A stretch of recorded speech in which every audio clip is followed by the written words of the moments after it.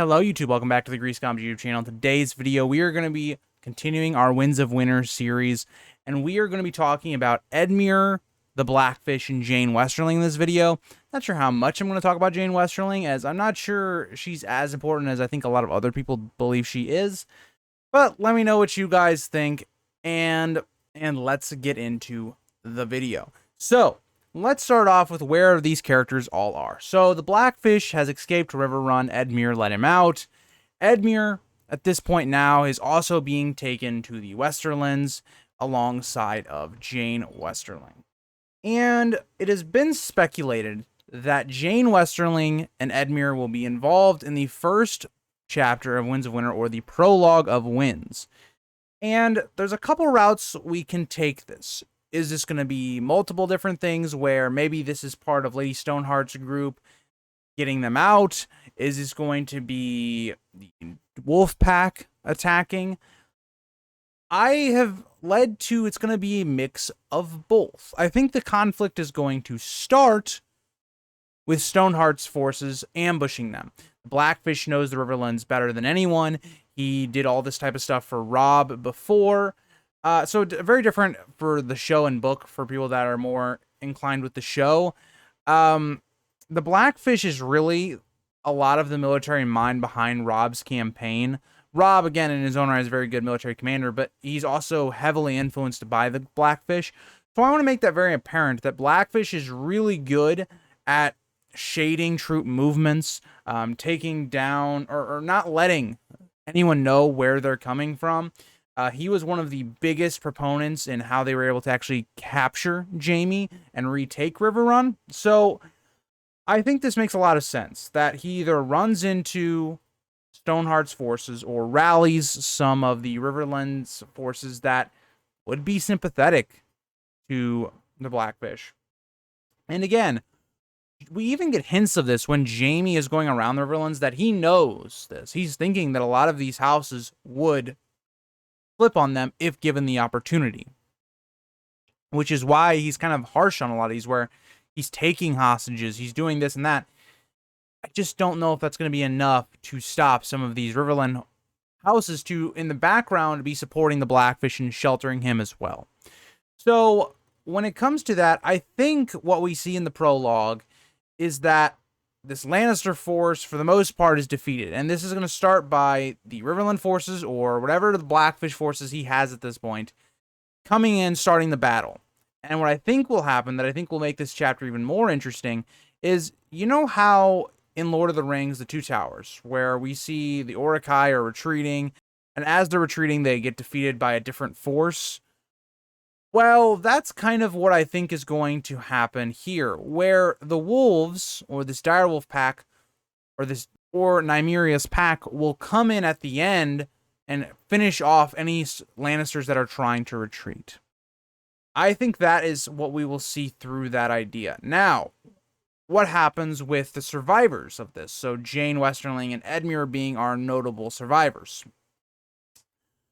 I think Edmure will very much stay and try and help the Blackfish to regain the Riverlands for his family.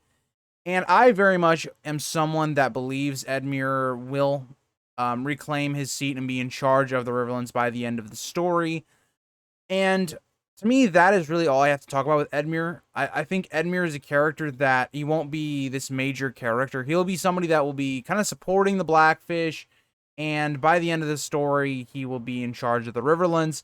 He will be involved with trying to rally the Riverlands towards the end of this book when the Freys are eventually taken out. And he will be the person uniting and bringing them towards the threat of the others. Now, Jane Westerling. Let's look at Jane Westerling's character. Where does she go from here? So Jane Westerling, to me, is a character that's kind of irrelevant to the story, unless she is carrying Rob's child. Now, personally, I don't know if I agree that she is pregnant. I think it's been a while, and Jane's grandmother has been really making sure that she's not pregnant. So I really don't see that one happening, personally. So with that being said, what relevance does Jane have outside of that? And I'm not sure. Yes, she is the lost queen of the North, I guess, but at this point she doesn't have any blood relation to the Starks. I don't know, maybe she just goes back to living with the Westerlings. I'm not sure how that's going to go. Let me know what you guys think about Jane Westerling. And I want this to be from people that don't believe she's pregnant, because if she's pregnant, you go an entire different route with Jane Westerling's character, because then she's heavily involved in the politics. She has Robb's heir, and even that impacts the northern plot. So it would depend on which side of that you believe. But yeah, so let's talk about, I guess, the Blackfish next. So the Blackfish, I think, is the most impactful character of the remaining three short term, I guess, because the Blackfish is going to be instrumental in orchestrating all of the military campaigns that we're probably going to see in the Riverlands. Even if he's helping Lady Stoneheart, he will probably be the brains behind that operation. I will be interested to see if the Blackfish meets Lady Stoneheart or Catelyn again.